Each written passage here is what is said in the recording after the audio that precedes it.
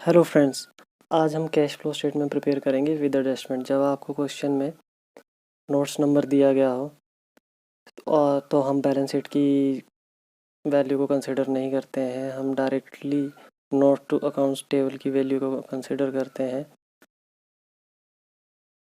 Question में कुछ additional information दी है जिससे हम कैश फ्लो स्टेटमेंट प्रिपेयर करेंगे।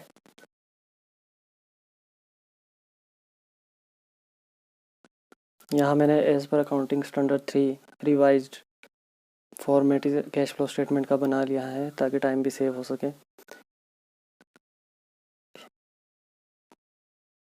अगर हम कैश एंड कैश इक्विवेलेंट्स का डिफरेंस निकाल लें तो हमें अपना आंसर क्वेश्चन को सॉल्व करने से, पूरी तरह सॉल्व करने से पहले ही मिल जाएगा। तो मूव ऑन करते हैं अपने क्वेश्चन पे। यहाँ हमें कैश एंड कैश इक्विवेलेंट्स दिया गया है, इसका ओपनिंग और क्लोजिंग बैलेंस गिवन है।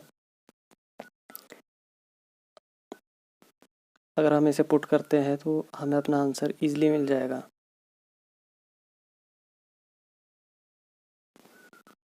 क्लोजिंग बैलेंस है हमारा 7000।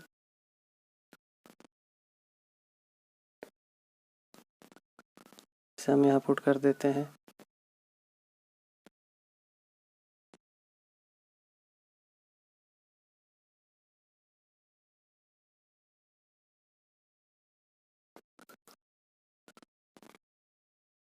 Opening balance 2400।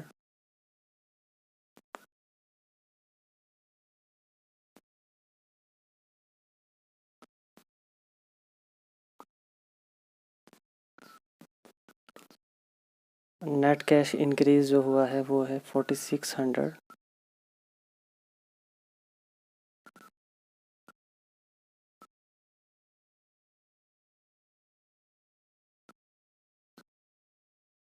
तो हमारे पास जो आंसर है वो पहले ही आ चुका है। इसे सॉल्व करने से पहले जो हम इससे हमें एक्यूरेसी अपनी पता लग जाएगी कि हमारा क्वेश्चन सही है या गलत है।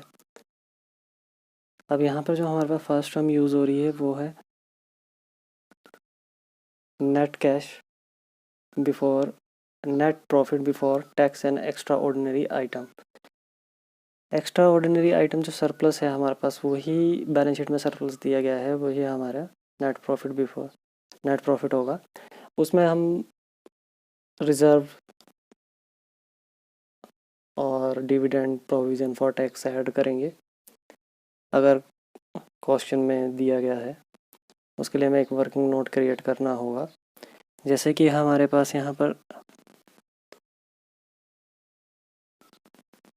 बैलेंस शीट में रिजर्व एंड सरप्लस दिया गया है और यहाँ इसके आगे एक नोट भी दिया गया है। तो हम अपने नोट्स के टेबल में जाते हैं। यहाँ में रिजर्व एंड सरप्लस 24/200 2000 है। तो opening minus closing minus opening जो हमारे पास डिफरेंस आया वो है 400। तो 400 हम एक वर्किंग नोट हम क्रिएट करेंगे क्योंकि जनरल रिजर्व भी गिवन है, प्रोविज़न भी गिवन है एडजस्टमेंट में। तो हम नेट प्रॉफिट कैलकुलेट, सरप्लस का डिफरेंस हमारे पास 400 है, जिसे हम यहाँ पुट कर देते हैं। रिजर्व का बैलेंस हमारे पास 3600 है।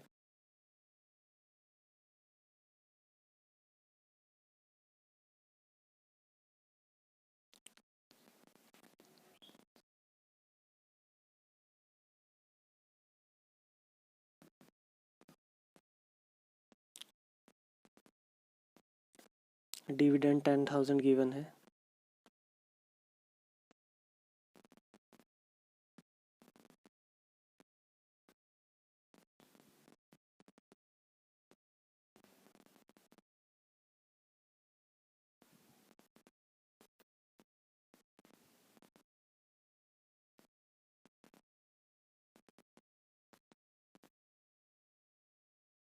प्रोविज़न हमारे पास 9400 एडजस्टमेंट में गिवन है।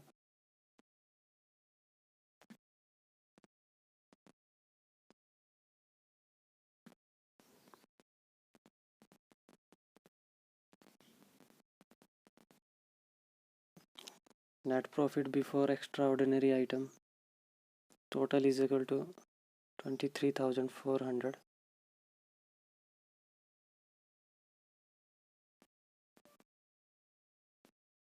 ये हमारा नेट प्रॉफिट का वर्किंग कैपिटल, नेट प्रॉफिट का वर्किंग नोट तैयार हो चुका है। अब हमें इसे फॉर्मेट में डाल सकते हैं।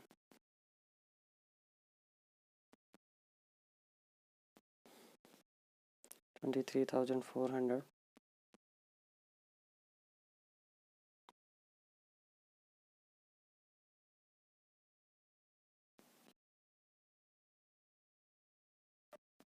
अब इसमें नॉन कैश आइटम इंक्लूड होगी। वर्किंग नोट 1 भी मैंने यहाँ मेंशन करा हुआ है। नॉन कैश आइटम हमारे क्वेश्चन में जो दी गई है वो एक डेप्रिसिएशन, एक्यूमुलेटेड डेप्रिसिएशन और non operating item 15% debenture given, interest on 15% debenture. और यहाँ पर एडजस्टमेंट में भी हमारे पास कुछ आइटम दी गई है। फिक्स असेट कॉस्टिंग, ये थर्ड जो एडजस्टमेंट है, इंफॉर्मेशन दी गई है। यहाँ पर हमें जो लॉस हुआ है मशीनरी पर वो नॉन कैश आइटम में इंक्लूड होगा। डेप्रिसिएशन की कैलकुलेशंस के लिए हमें एक वर्किंग नोट बनाना पड़ेगा। इंटरेस्ट ऑन डिवेंचर हमारे पास 15% डिवेंचर गिवन है, तो हम इसे एंटर कर लेते हैं। दैट इज़ 1800 ऑन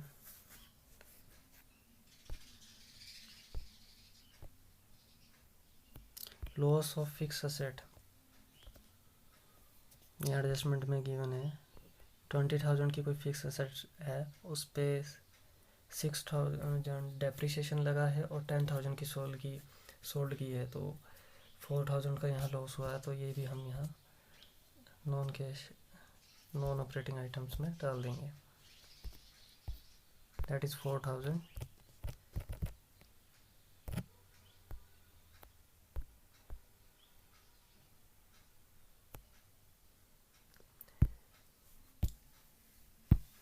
अब हमें accumulated depreciation for current year calculate करना है, तो उसके लिए हम डेप्रिसिएशन अकाउंट बनाएंगे। एक्यूमुलेटेड डेप्रिसिएशन का हमारे पास opening and closing balance given है। हम इसे एक्यूमुलेटेड डेप्रिसिएशन अकाउंट में पुट कर देते हैं ताकि हमें करंट ईयर की डेप्रिसिएशन मिल सके। एक्यूमुलेटेड डेप्रिसिएशन का opening balance 22,000, closing balance 30,000, fix asset transfer, accumulated जो डेप्रिसिएशन है अब तक का दैट इज़ 6,000, बैलेंसिंग फिगर जो करंट ईयर का डेप्रिसिएशन कैलकुलेट हो गया 14,000।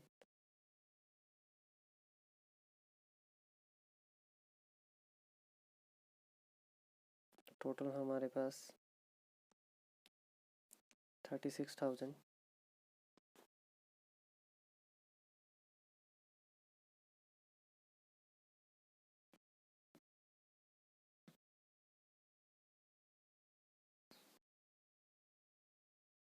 अब हम इस डेप्रिसिएशन को कैश फ्लो के फॉर्मेट में डाल सकते हैं।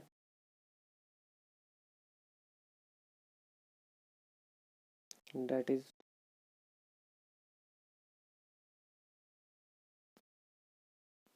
Operating profit before working capital is 43,200। अब जो इसमें एडजस्टमेंट होगी, change in current asset and current liability, change in current assets, तो प्रीपेड जिसमें एंट्री जाएगी हमारी, एक प्रीपेड की जाएगी,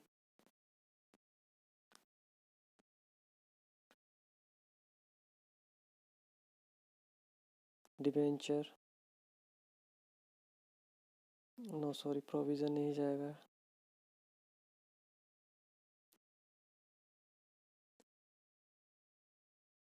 ट्रेड रिसीवेबल, इन्वेंट्रीज,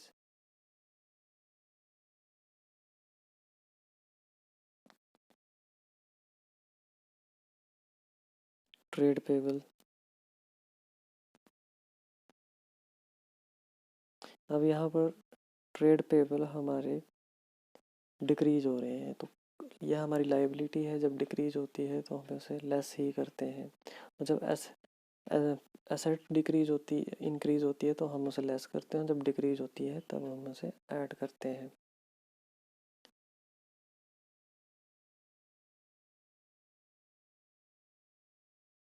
तो एडजस्टमेंट हम कर रहे हैं, इसकी adjustment change in working capital,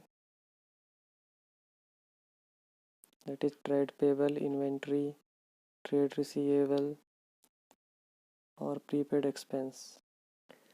amount decrease हुआ है ट्रेड पेबल में 200,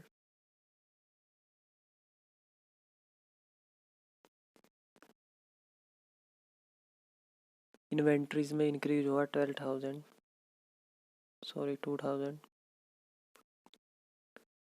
इन्वेंट्री में हुआ है 12,000,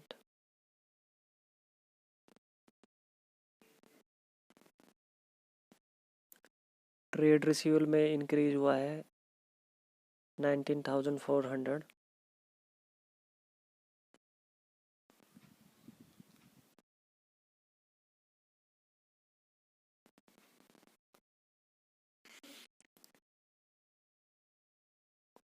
प्रीपेड एक्सपेंस इंक्रीज हुआ है 400 से। Cash generated from operating activities before taxes 9,400,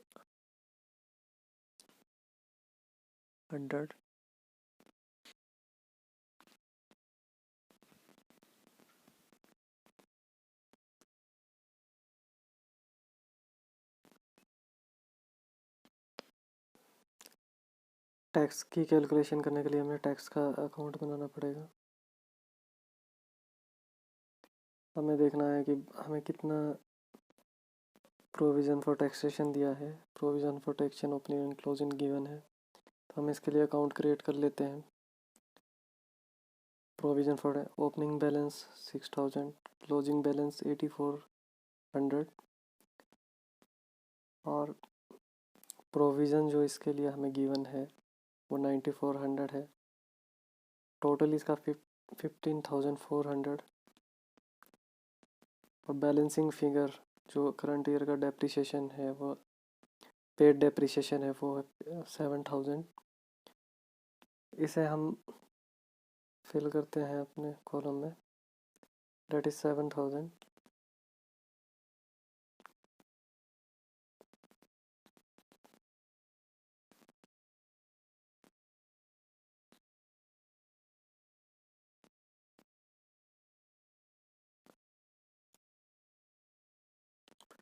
operating profit, cash flow from operating activities after deducting tax.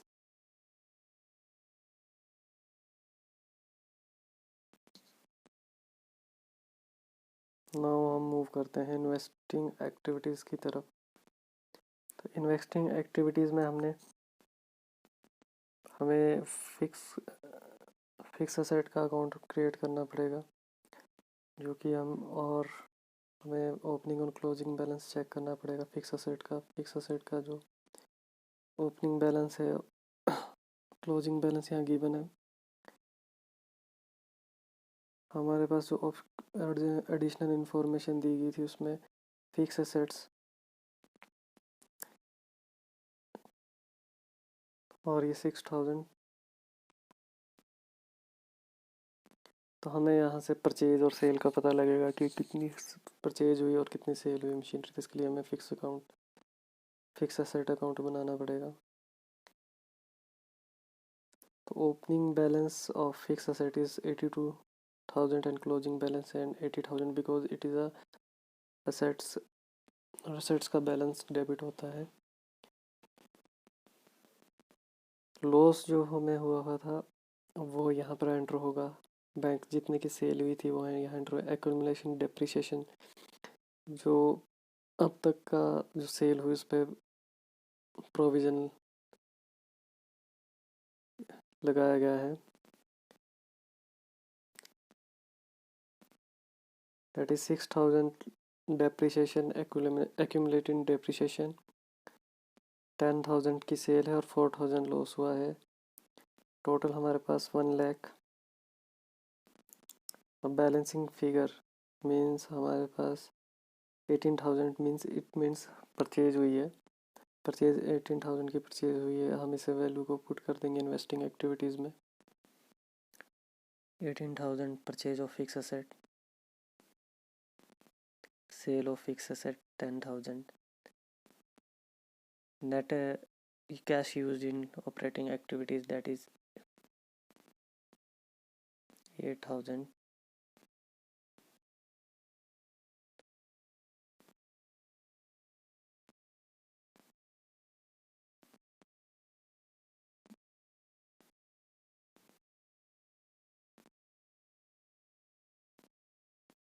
Equity share capital finance activity में 25,000 इंक्रीज हुआ है। 12% शेयर डिवेंचर डिक्रीज हुआ है यानी रिडम्पशन हुआ है। 15% डिवेंचर इशू किए गए हैं 2,000 और इस पर इंटरेस्ट पेड हुआ है। ये सब फाइनेंसिंग एक्टिविटीज़ में इंक्लूड होगा। Proceed for issue equity share 25,000, redemption 5,000 less होगा। Proceed from issue of 15% debenture 2,000, interest on debenture paid किया है 1,800, फाइनल डिविडेंड पेड 10,000 और cash flow from financing activities 10,200। तो नाउ हमारी कैश फ्लो स्टेटमेंट प्रिपेयर है पूरी तरह से। यहाँ पर अगर हम 2,400 प्लस 10,200 माइनस 8,000 करेंगे तो हमारे पास net increase in cash flow 4,600 ही आएगा। ये हमने एक्यूरेट करा है। यहाँ से मैंने पहले भी कहा था कि जो हमारा इन्वेस्टिंग ABC यानी operating, investing and financing activities को जब हम सोल्व करेंगे तो हमारे पास सेम एज इट इज़ ये आंसर आएगा जो हमें अपना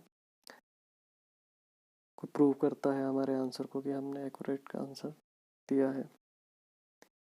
थैंक यू।